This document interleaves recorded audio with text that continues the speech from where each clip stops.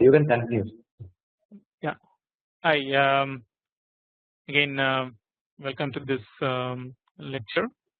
This is the LPS course, and we are continuing with looking at programming in TK, Tickle TK. We covered all the Tickle functions and how to write Tickle procedures, Tickle code. Now we are looking into the TK functionality. We started last time, last lecture. We discussed some of the key elements in TK. We kind of went through like some basic commands, and then we also like talked about the packer that is available. That is how to pack the widgets basically. So today we will be looking more into the TK stuff. Let's start. So today we are going to talk about bindings essentially. So the bindings are one of the key elements in the TK. So as you know, like I mean, TK is GUI programming. So all you are seeing is the graphical user interface essentially, which is controlled through the cursor movements and the clicks basically. Now, for any click to be effective, those wherever you are clicking, that needs to be bound to certain scripts. So today we are going to talk about the binding as to how to bind a Tickle script with user events. So here the command is bind.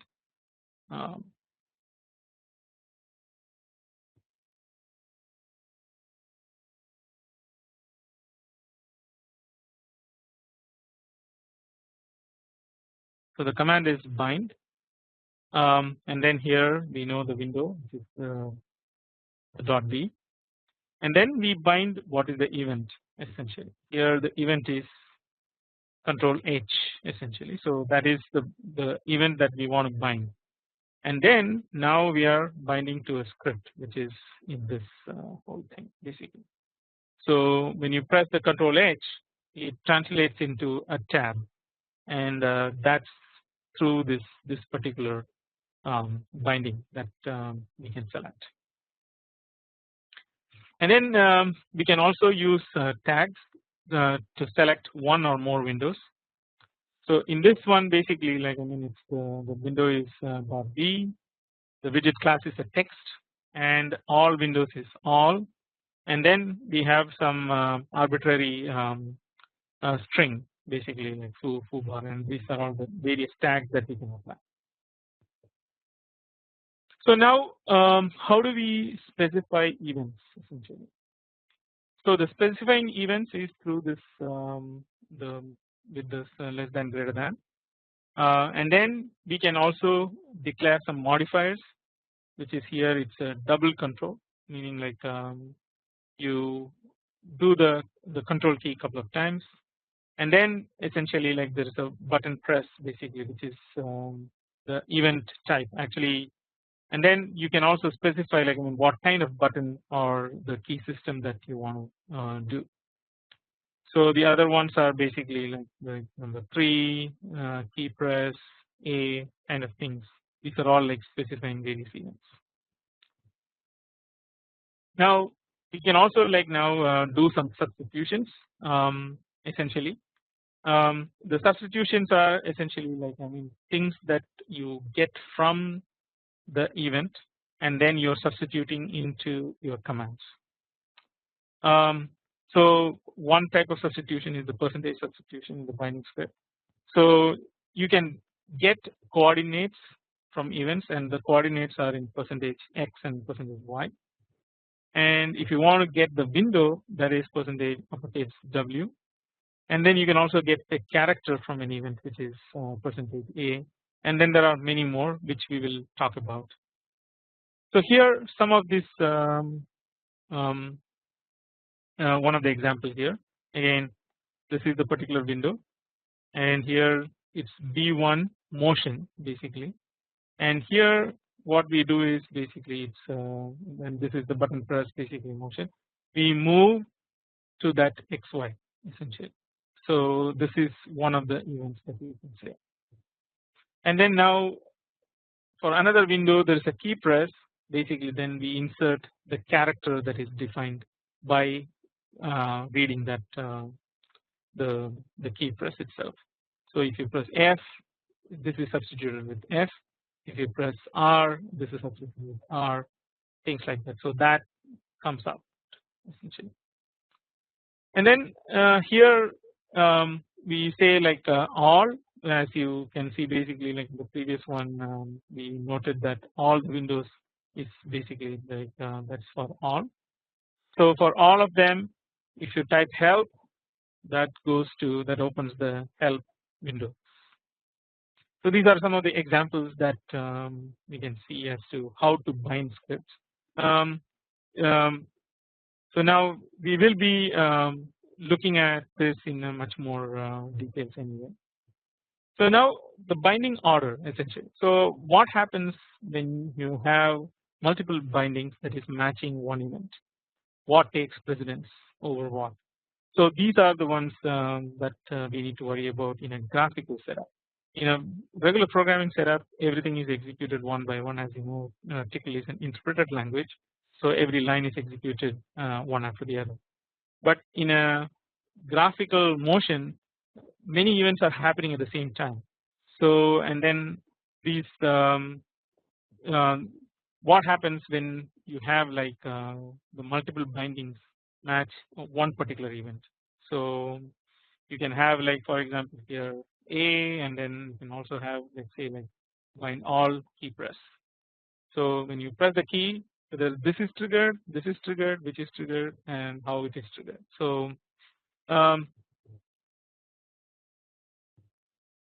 so there are various things that we can do. One is we can say like it's one binding triggers per tag. Most specific binding this one. There are also like I mean there's a default order of tags basically, which is essentially like I mean first it goes to the widget, then to the class, then to top level, then on. So this is kind of the preference how it works. So if it matches multiple bindings, it looks for the widget binding first, then it goes into the class, then it goes to the top level, then the all thing is triggered. And then this can also change tags with the bind tags command. So this is another command. So we learned about bind, now it is bind tags.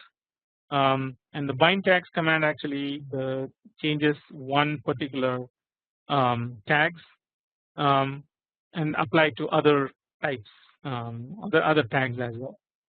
So here like my button, and basically like when we say that it's dot b foo and then all. And then we can use break to skip the later tags. So again one thing is basically the rules apply only to TK 4.0 and later. So that's another thing that you may want to keep in mind. So some more information about the bindings. Text and canvas widgets support bindings internally. So they associate tags with text or graphics basically. So here like a tag add foo 1.0 2.0 or create rectangle 1c 2c 1c 1c 2c 2c and then the tags foo. And then the second thing is basically like they associate bindings with the tags. Okay. So another thing to notice is that the bindings always execute at the global level. If binding created, if the binding is created in a procedure, the procedure's local variables aren't available at event time. Okay. So some more examples.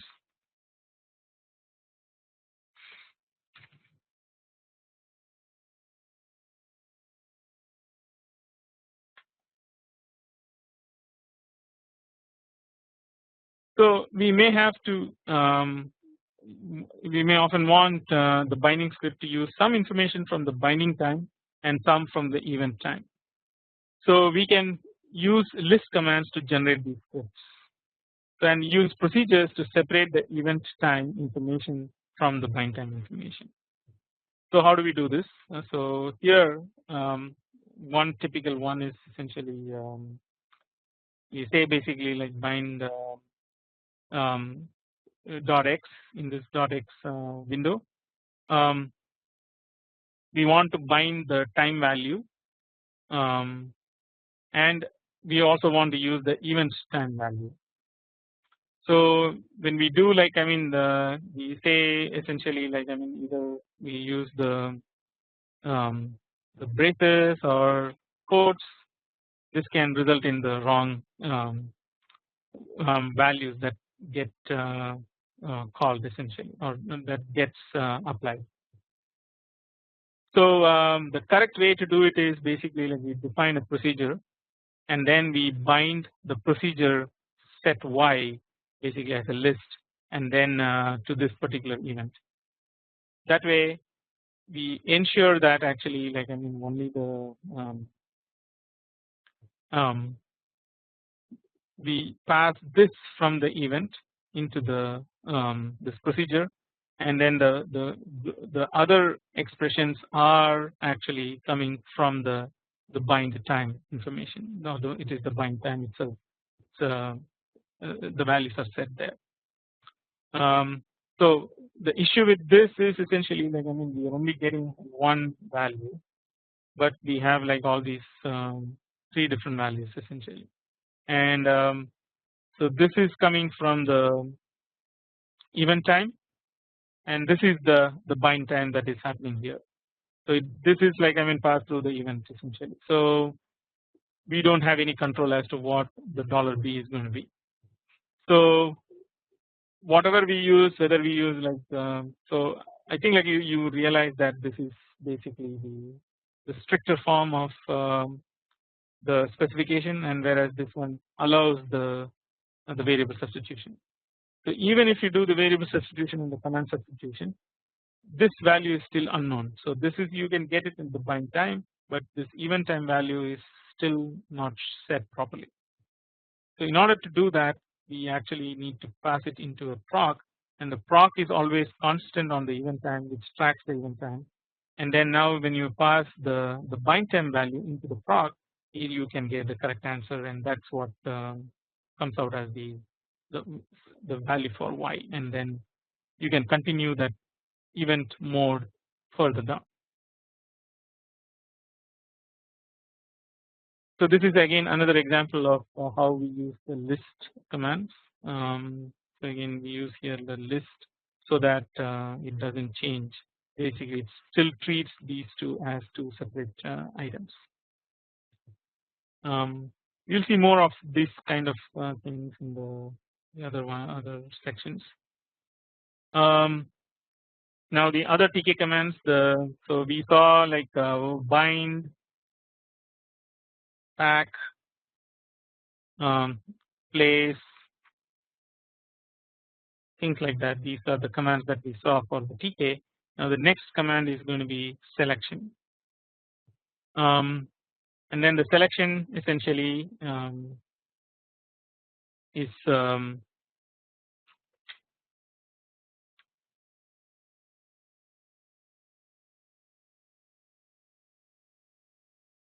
to select like one of the files in a group essentially.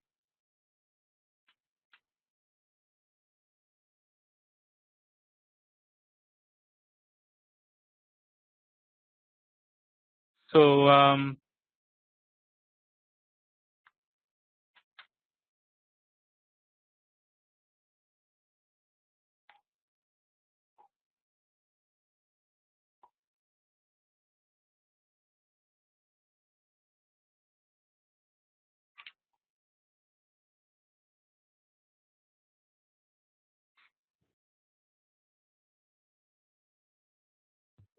so the selection essentially like it registers a tickle command to handle a selection request essentially.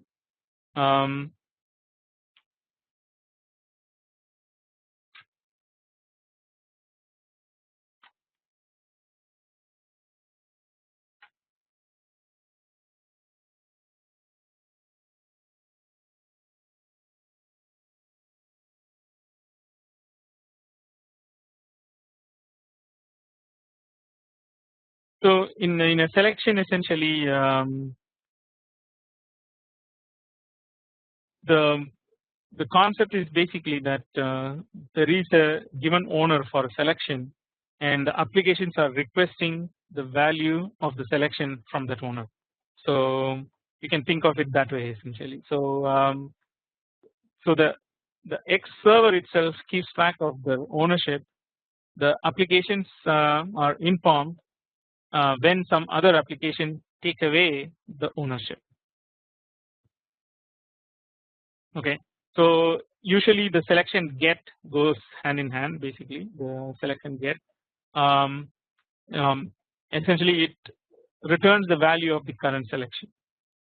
So here selection get file name basically like returns that file name as the value essentially. And if that file name does not exist, basically like then this returns an error. Command itself returns an error.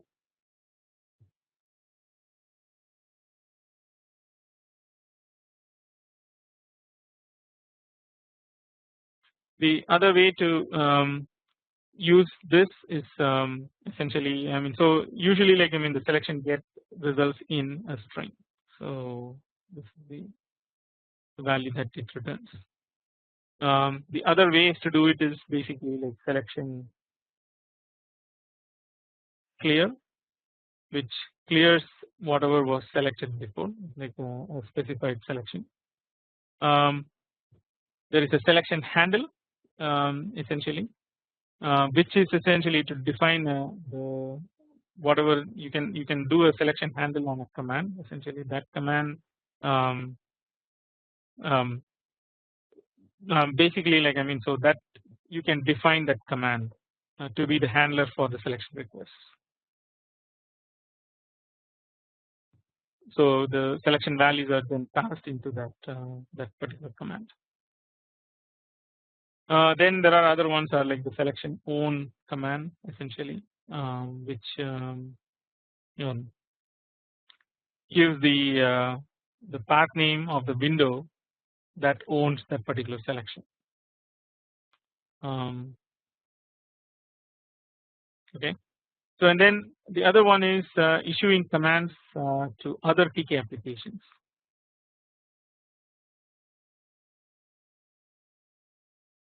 So here again we can send these kind of commands essentially like I mean so um, we send tgdb like and then break tk eval. This is the command that we are sending it to this particular application, and then we check for the inter PS essentially using the winfo command, and then we'll get this particular uh, TK application what is going on basically. So we can use the socket to do the cross platform applications. This we saw in the previous lecture itself. And also we can get the information regarding the window information. The window information command is the winfo, and if you say like winfo width of this particular window, it returns what is the width of the window. And then what are the children basically, so what are the associated windows which are defined as part of the .x, or here it is the top level, so it gives you all the ones. And then it also like you can ask in specific requests as to what is the window info containing this particular location, what is the window there. And for accessing the other X facilities, there is also like focus.x.y, which is the generate the keyboard focus. There's also like we can communicate with the window manager, which is WM command essentially. So title is for this window it's editing main C. So when you have the window, the title bar has editing main.c. And then we can also set the window manager for the geometry. So this is like at the top level it's 300 by 200. And then we can also like iconify, that means that basically like it generates like those minus plus and then the exit command. So if you minus it, then basically like you can go and iconify that particular window. So that those features are available for this one. And then for deleting the window, basically like we can use the destroy command. Basically like destroy.x will destroy this one. So you can mark the x as basically like and bind that thing to destroy x or something basically. So this way you can destroy the dot x window. And then there's also like grab and grab release commands. Basically that is you can grab a particular window to do some operations, and then also you can destroy that that that um,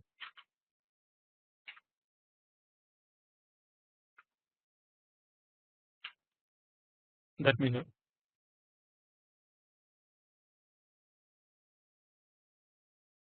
So now here essentially a show vars command. Basically this is displays values of one or more values, or essentially like variables, and it updates automatically.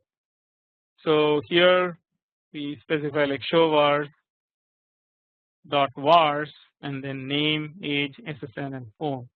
So it displays like the variable values, and then in that window it shows like what is the name, which is Bob, age 34, social security number, and then also has a phone number.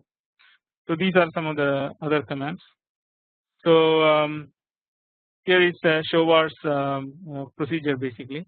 Again it takes the window and then the arguments. This is the top level. Again we name the window title as variable values, as you can see here. It's displayed here,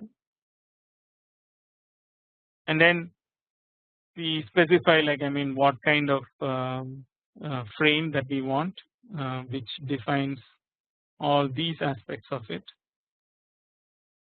all the frame element, how that frame is defined. And then we also specify the button is basically like this is the frame is essentially like for the menu button,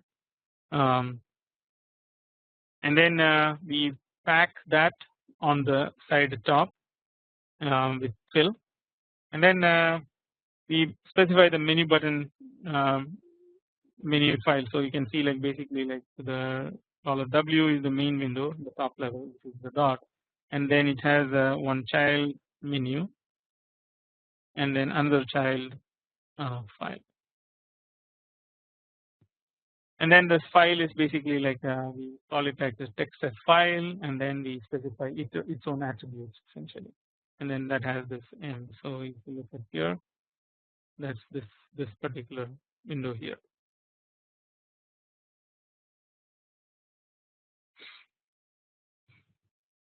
And then we also like now pack the thing, and then we also define here as a menu is another sub module, or the another child for this particular menu window. So and then in that one we define basically like we pack it to the left. So from the left we pack it, and then we specify basically what is the thing. So as you can see here, the file has this thing called quit. So we specify the command as label is quit, and the command is actually destroy W. And then so if you want to underline the first one, that is underline 0 here, also like underline 0. So F is underlined. So also it's also given like a shortcut basically, as you can click on F to open it and those things like that. So here the label quit, and then we say like the destroy the whole window using the destroy command, mainly so that if you say quit, it completely like erases this window. So again a quick look into this. Now we can actually add this portion of it on top of it. So we'll see. So now the next one, which is the second piece of it. So here again, so all these things are, these dot represent the previous thing. So we define these things. So in this one, let me just erase some of it. So we covered this portion and this portion in this next when we define this entire procedure. So now we will go into how do we get this piece of it. So for that, first we need to define the variable values, so which is just this much. So how do we do it? Basically we again define the frame, and then so here now we have like this one as the $w dot menu. Now this portion will be called, this window is called $w dot bot, and then that we are packing from the bottom. So we are, and then title is anchored at the center is variable values, and then we use like which kind of font that we want to use. So and then the title is essentially like, I mean, we packed it the top of this particular box. So now let's look at the next one.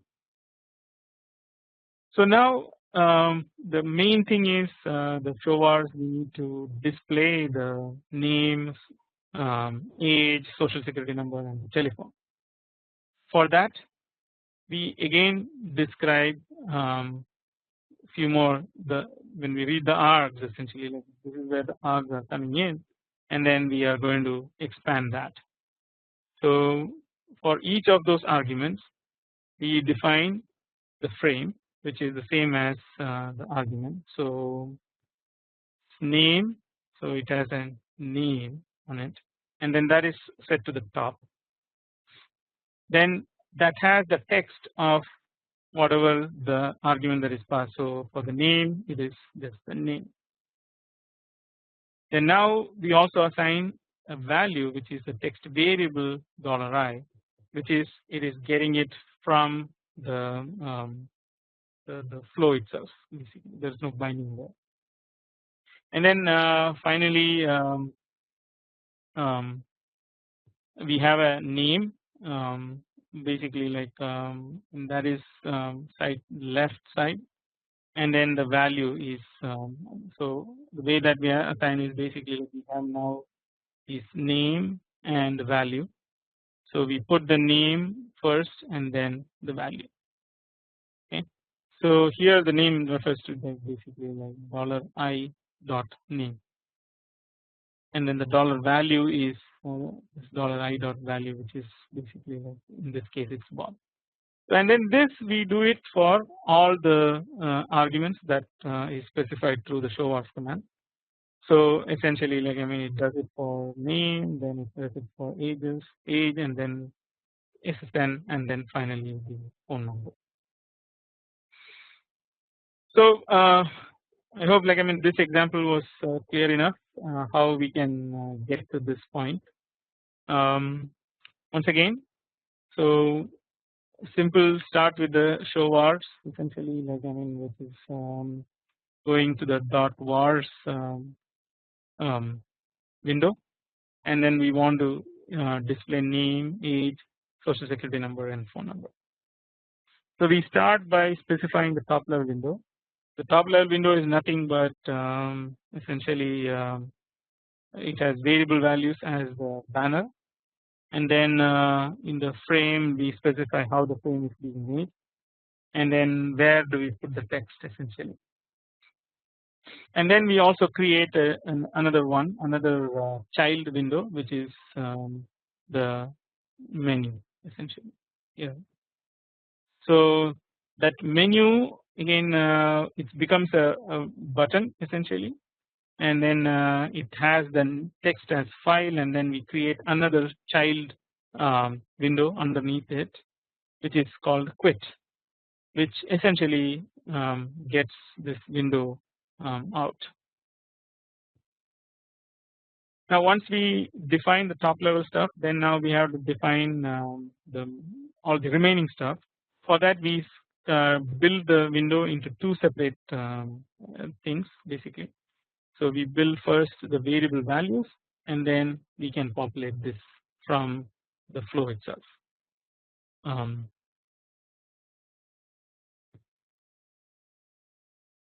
So this is something that we saw here.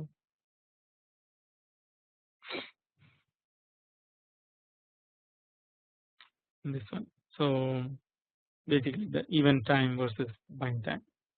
So in order to do that, what we need to do is first we define this particular window, which is also not very challenging. We define another child window called w.bot, w.bot, and then we define its attributes, what kind of button it has basically, and then what is the text that goes into that.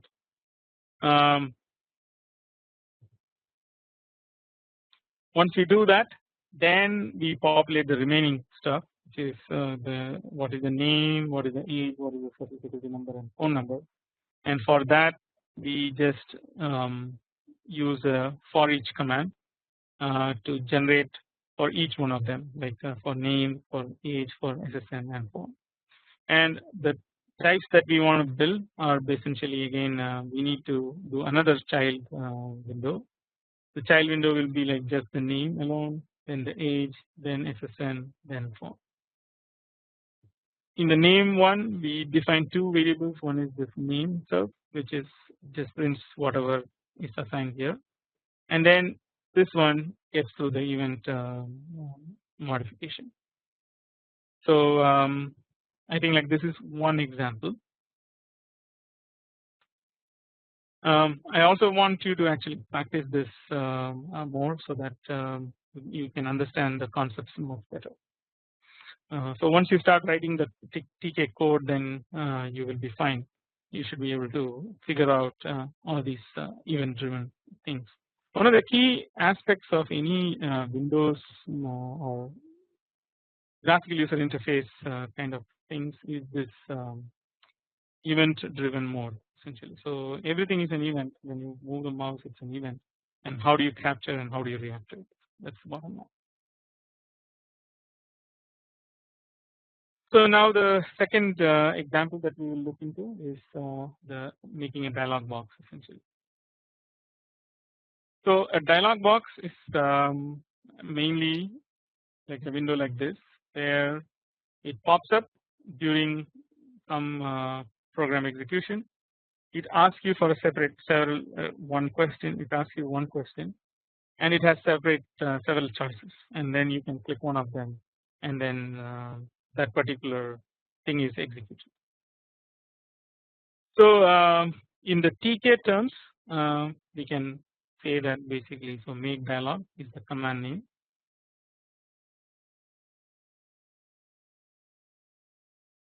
and then $D is the window name, or sorry, .d is the window name, and now we have a title which is called file modified,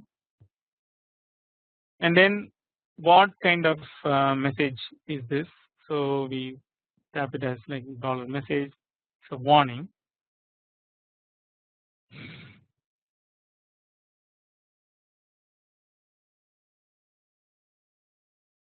And then we also have the button labels here.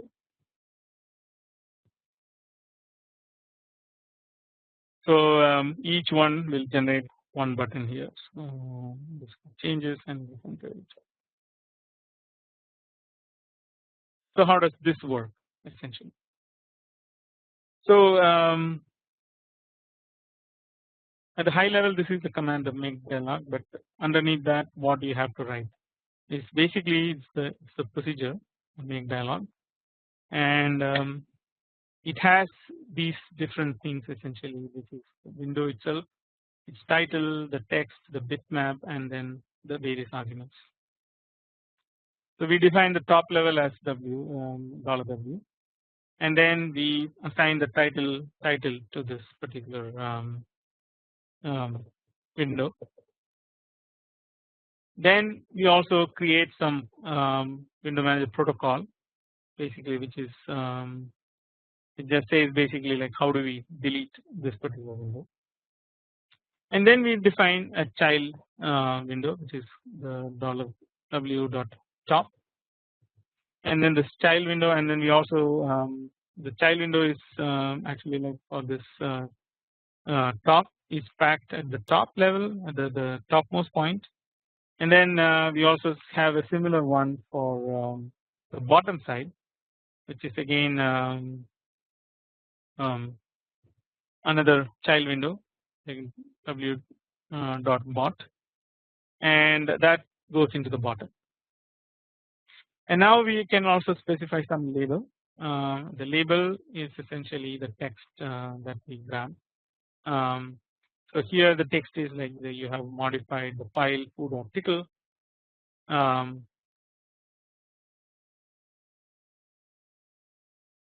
And do you wish to save your scope file? So simple command, but it takes a while before we can execute. So now once we finish basically this packing basically as the first one, now what we do?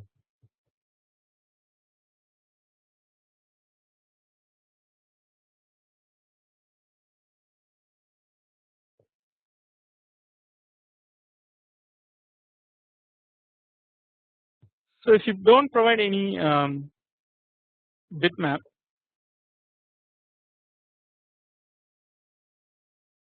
actually like when you provide the bitmap, when the bitmap is not null, then it adds that bitmap essentially. So we have a new window called bitmap, and then we pack it towards the left side, and then it is packed on the left. It is 3 millimeter by y is 2 millimeter. So that's how this text is being displayed here.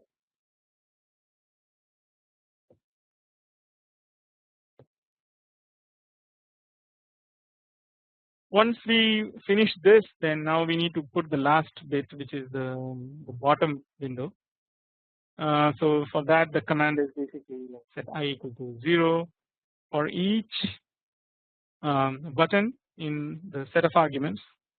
We create the button essentially as a child process to the main one, and then we call the button as the $but essentially as the same text format that we got. And then we also assign the command set button $w $i.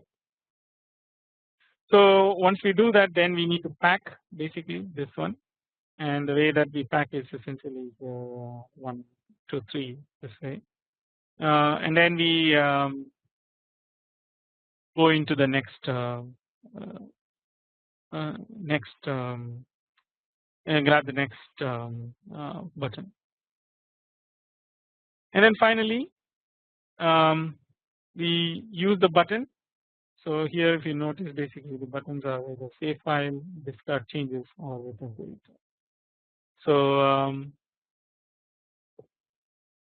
we do the we grab the global I mean actually like we define this button $w, and then we grab that window manager, set old focus to focus, and then we do this focus for the window, and then we just variable we do a tk wait variable button and $w, and then we destroy that window, and then focus is another command. Focus command is for the old focus, and then we just return the evaluation with the button. Okay.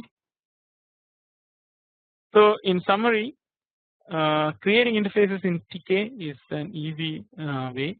Basically, we can create widgets, we can arrange with the geometry managers, connect to applications and to each other. So these are all some of the key benefits of TK library. And then always, I mean, it's better basically to have a single scripting language that you can use for variety of things.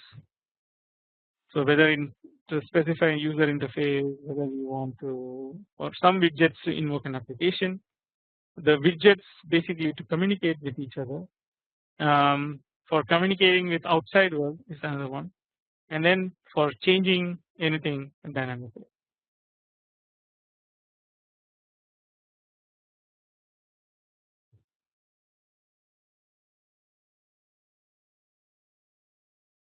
So in summary, yeah.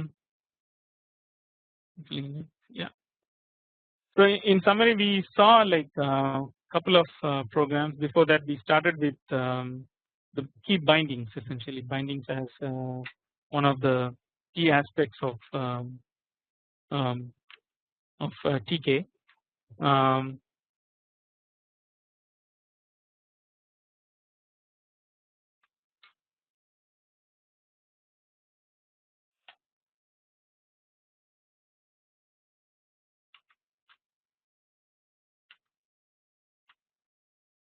So and then the bindings essentially like we actually bind commands and to various events essentially in the bind using the bind command. So why is this useful? Essentially, this is the way that we can execute commands when user presses the any kind of keys or any interaction that the user has. We can immediately do bind that event to a particular command, and then we can execute that command. And then we went into like I mean specifying like what kind of specific events are there, and we also understood how to do substitutions within the bindings, and then what is the order of the bindings, because multiple events can happen or an event can actually trigger multiple bindings. Which binding gets the priority or gets the preference? That's the key thing. And then one way to do that is essentially to um, um,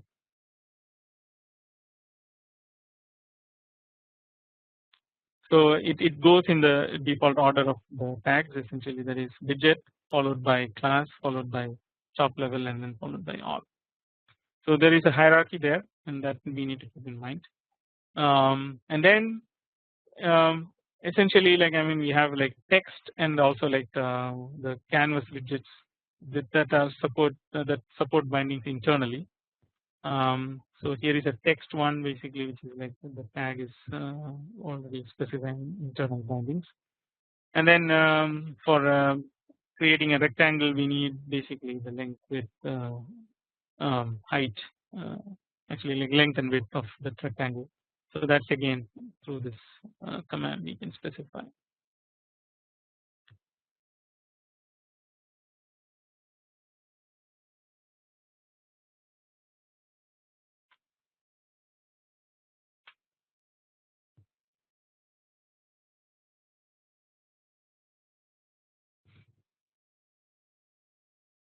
Now we have like two concepts basically. There's the binding time and event time, and how do we do this essentially? Like because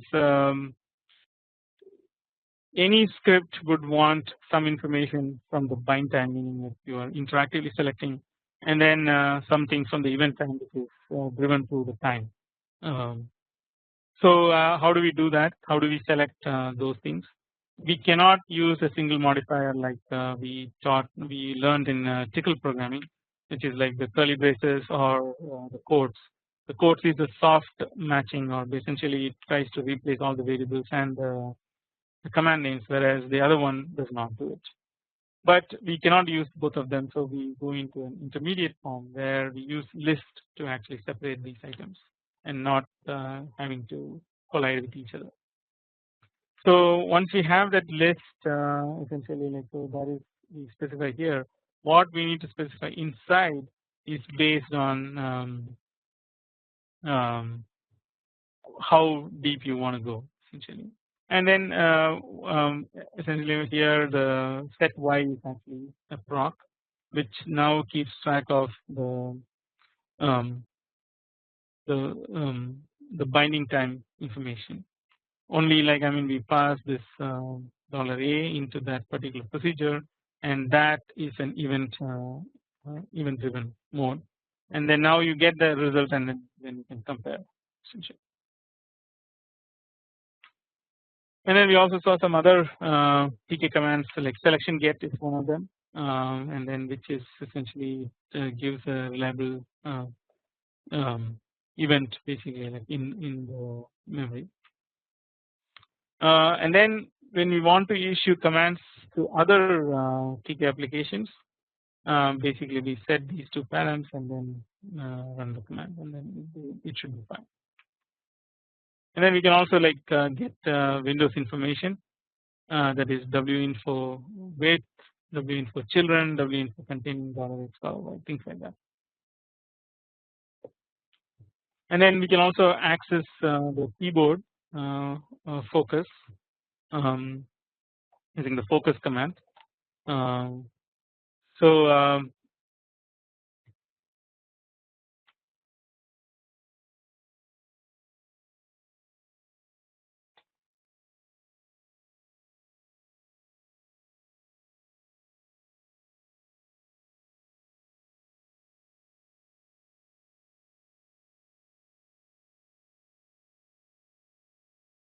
so the focus command essentially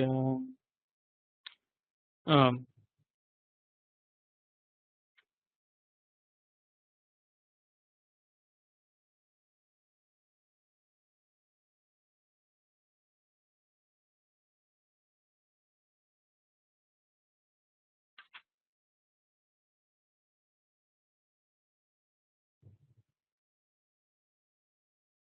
so they are part of the dialog boxes themselves essentially, and then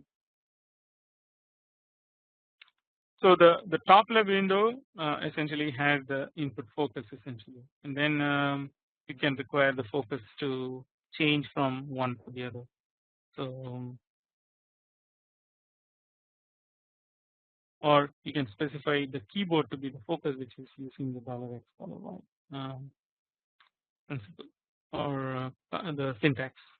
And then we can also communicate with the other window, communicate with your own window manager using the WM command, which stands for Windows Manager.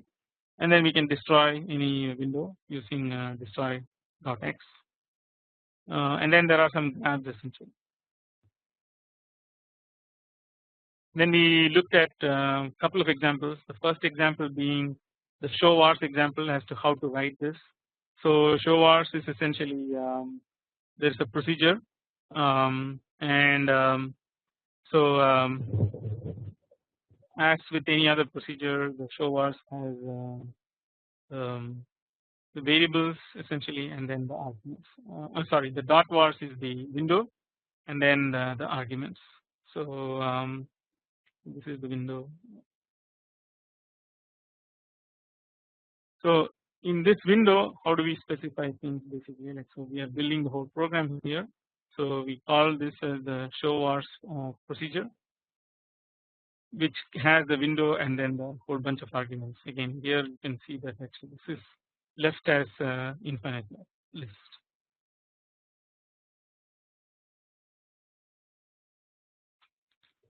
And then now we set the top level to be the name of the window, and then we put the title as variable values.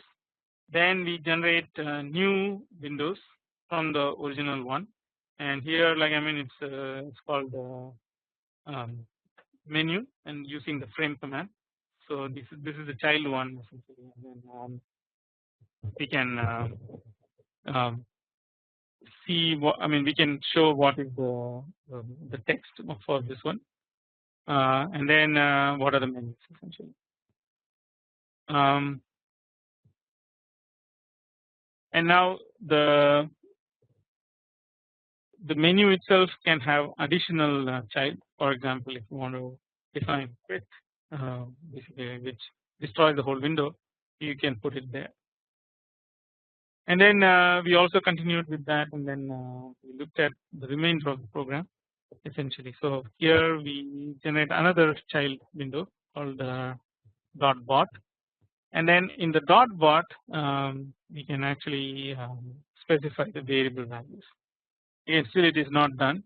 There is one more part, which is now we have to show all the various pieces of it, basically what is the user specified ones essentially, and then for each one of them we need to now go and find out from the event mode what is the value of the various variables, and then substitute those values in the main output, and then you are done.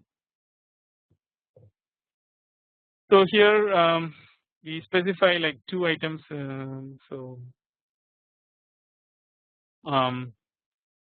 So for each one in the menu, basically we define a new windows, and then we say like how to pack it and what to anchor on, and then basically these are all in terms of like the name value pairs. So the bottom ones are all like name value pairs, so that once we fetch the name, we know what is the value.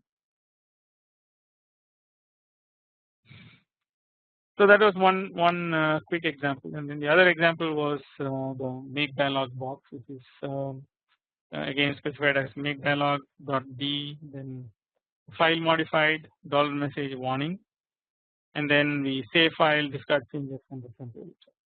So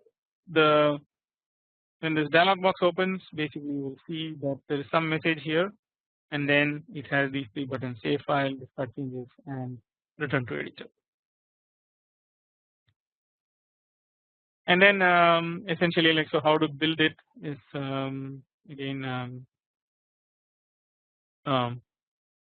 we have the input which is already specified, and then we define the top level window, and then we define a title for it. Then we can do like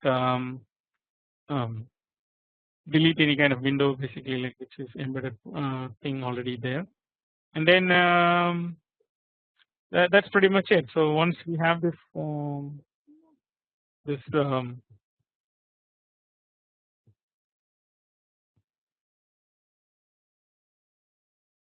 window covered, then essentially like now what we need to do is we need to bring up the various buttons as bitmaps.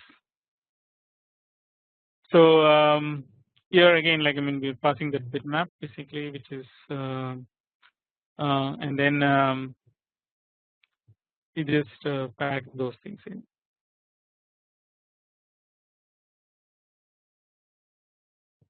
Then we want to also generate for each of the arguments we need to generate a button. So we know that the arguments are save file, discard changes, and return to editor. So for that we need to put some file for that.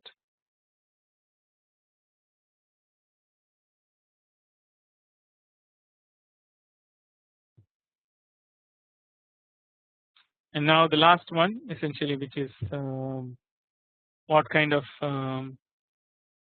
things it will say.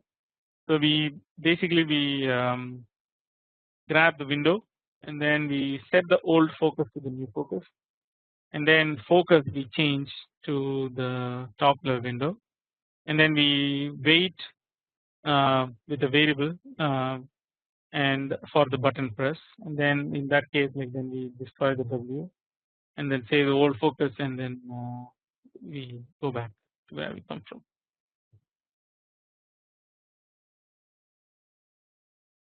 So in summary, essentially like I mean creating interfaces with the TK is very easy. It creates widgets, and then we can arrange with the geometry manager, and then we can connect to applications and also to each other. So I think I'm going to stop at this point. We'll continue from this in the next lecture. Okay. Hey Sandeep.